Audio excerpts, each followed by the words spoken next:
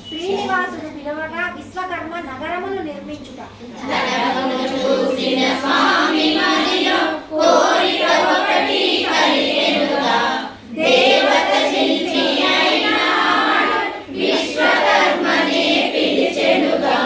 సుందరమైన నగరము ఒకటి నిర్మించమని కోరెనుగా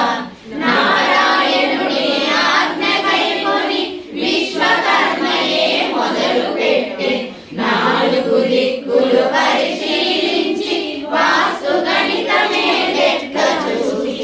ఈశాన్యమునే పెచ్చుగా చేసి కట్టడాలనే మొదలు పెట్టి పాలుగా ఉన్న దారులు వేసి దారుల ప్రక్కనే మేడలు కట్టి మేడల చుట్టూ మొక్కలు నాటగా వెంటనే ఏపుగా పెరిగెనుగా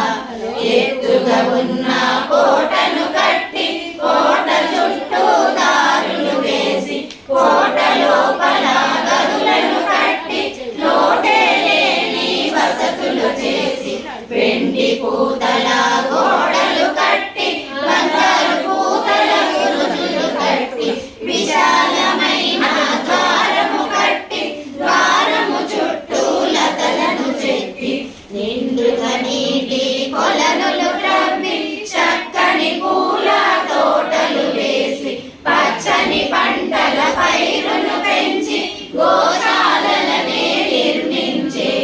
దీపపు కాంతుల మిలమిల మెరియగ లక్ష్మీ కళతో విలసిల్లా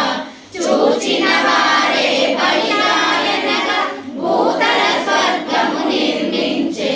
బకుల